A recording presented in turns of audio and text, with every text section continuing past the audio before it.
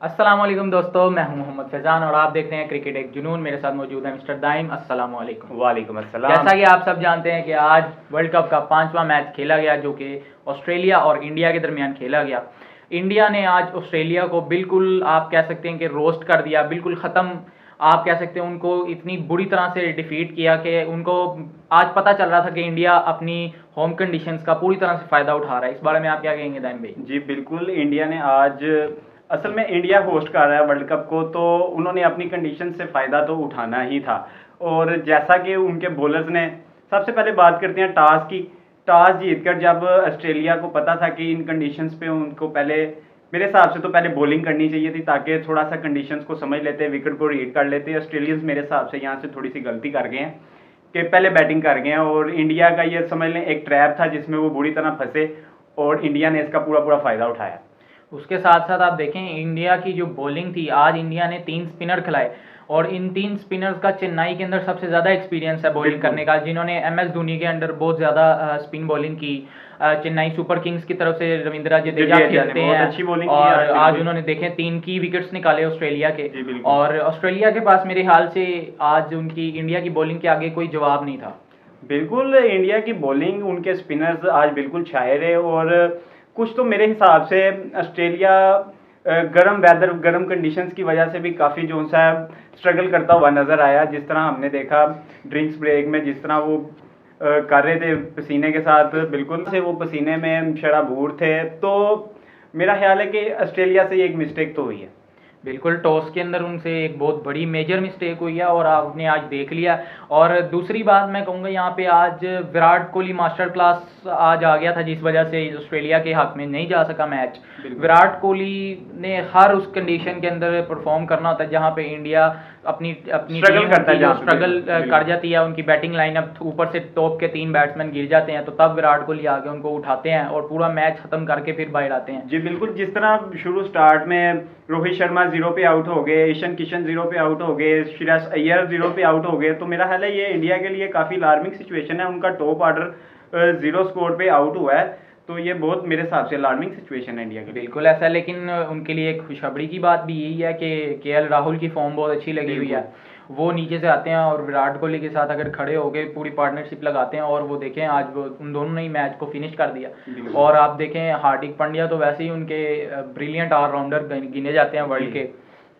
और मेरे ख्याल से आज इंडिया ने फील्डिंग में आप कह सकते हैं सारे बॉक्स टिक्स किए हैं। बिल्कुल फील्डिंग में, और रोहित शर्मा को मैं बहुत ज़्यादा क्रेडिट देना चाहूँगा, क्योंकि उन्होंने फील्ड चेंजिंग्स बहुत ज़बरदस्त की, बॉलिंग चेंजेस बहुत ज़बरदस्त की, और मिडल में मैं तो कहता हूँ पावर प्ले में उन्होंने स्पिनर्स को लगा दिया था, क्योंकि उन्हें पता था कि ये स्पिनिंग ट्रैक है, स्लो विकेट है। इस वजह से उन्होंने ज़्यादा टाइम ज़ाया किए बगैर उन्होंने स्पिनर्स से अटैक शुरू करवा दिया। बिल्कुल ऐसा है, ऑस्ट्रेलिया ने यही गलती की। आप देखें इंडिया ने 7वें ओवर के अंदर यानी पावर प्ले के अंदर अंदर अपना स्पिनर इंट्रोड्यूस करवा दिया था, जबकि ऑस्ट्रेलिया ने 18वें 19वें ओवर तक जाके तो फिर जाके अपने एक स्पिनर को इंट्रोड्यूस करवाया। तब तक मेरे ख्याल से बैटर सेट हो चुके हुए थे, या आप कह सकते हैं कि वो ऑस्ट्रेलिया वाले स्विंग जो हो रहा था बॉल, उसका फ़ायदा उठाना चाह रहे थे अंडर लाइट्स, जो कि उन्होंने काफ़ी अच्छा उठाया। मिचेल स्टार्क ने आज बहुत अच्छी बॉलिंग की है। आप देखें जो हेजलवुड ने उनका साथ दिया, उन्होंने बहुत अच्छी लाइन के ऊपर बॉल किया और बिल्कुल पॉइंट हार्ड लेंथ के ऊपर बॉल कर रहे थे, और उन्होंने फंसाया हुआ था एक हिसाब से। वो विराट कोहली की बस आप कह सकते हैं कि क्लास थी, एक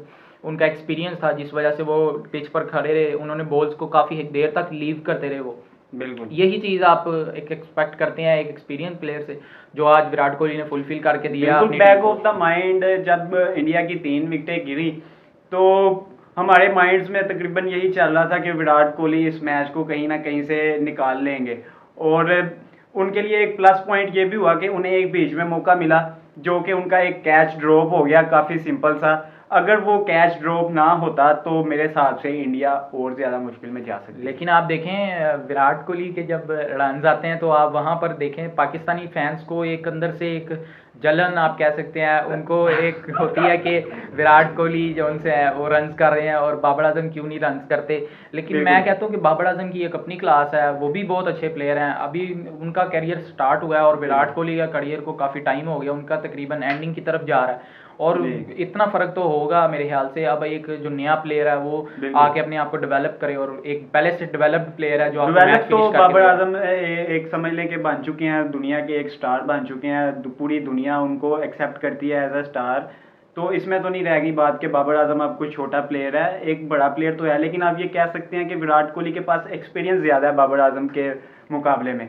आप उनसे देखें, विराट कोहली ने बाबर आजम से डबल मैचेस खेले हैं, उनसे डबल रन्स हैं, और मेरे हिसाब से आप देखें बाबर आजम इस स्टेज के ऊपर जिस वक्त खड़े हैं इस वक्त, विराट कोहली जब इस स्टेज पे थे तो वो बाबर आजम उनसे आगे ही हैं अभी। लेकिन बिल्कुल आगे जब आप हैं। बात करें क्लास के बारे में जो इस वक्त वर्ल्ड कप्स के अंदर चल रही है, वो विराट कोहली का राज है आप कह सकते हैं। बिल्कुल जहाँ पे मुश्किल वक्त आता है वो अपनी टीम के लिए करते हैं, और इंशाल्लाह बाबर आजम भी जब वो इस स्टेज पे पहुंच जाएंगे तो वो भी अपनी टीम को इंशाल्लाह ऐसे इंशाल्लाह ही हम मैच यही जितवाएंगे। एक्सपेक्ट करते हैं कि बिल्कुल। बाबर आजम भी इन कंडीशंस में, जब आपकी टीम जो अंडर प्रेशर होती है, अंडर प्रेशर आके जब आप अपनी टीम को मैच जितवाते हैं, मैच फिनिश करते हैं, तब भी आप एक बड़े प्लेयर की तरह जाने जाते हैं।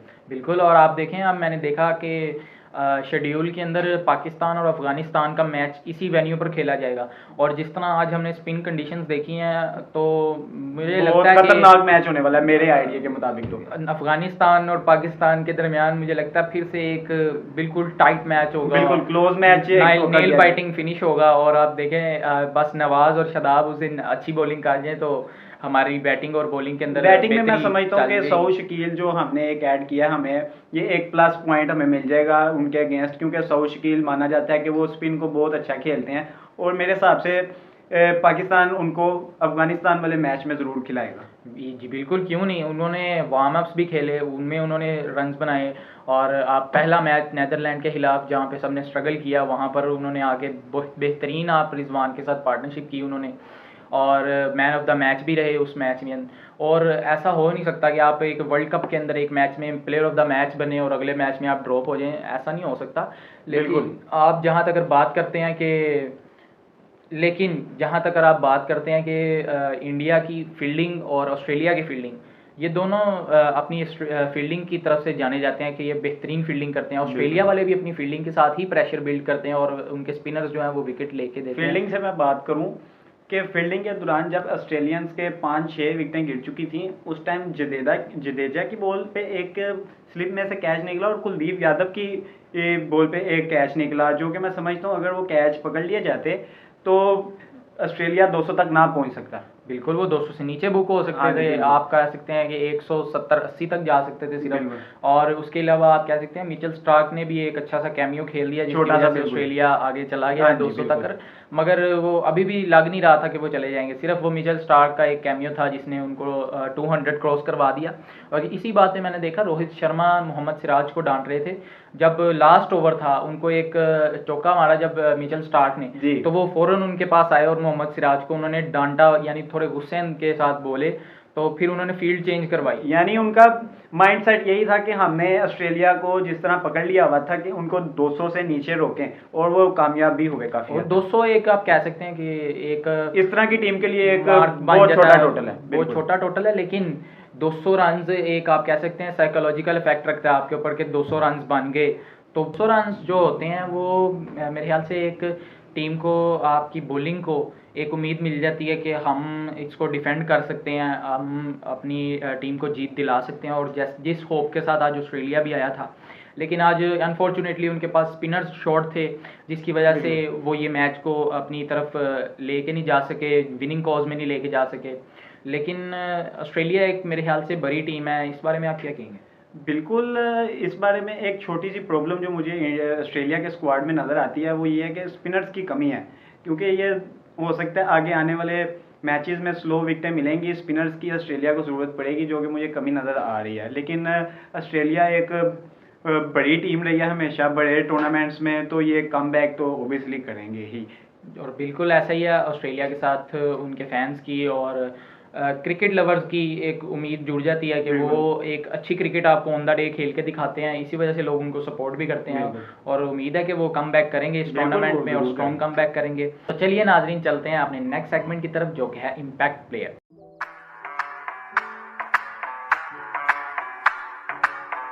आज के इम्पैक्ट प्लेयर जो हैं वो हैं केएल राहुल और विराट कोहली। क्योंकि केएल राहुल और विराट कोहली के दरमियान की जो पार्टनरशिप थी उसने इंडिया की आप कह सकते हैं कि नैया को पार लगाया, उनको रन चेज के अंदर आसानी बल्कि आप कह सकते हैं बिल्कुल रन चेज करके दिया। बिल्कुल। तो नाजरीन आज का शो यहीं पे ख़त्म होता है। अगर आपको हमारी वीडियो पसंद आई हो तो वीडियो को लाइक कीजिएगा, चैनल को सब्सक्राइब कीजिएगा और कमेंट्स ज़रूर कीजिएगा क्योंकि ये हमें बेहतर होने में मदद देते हैं। अस्सलाम वालेकुम।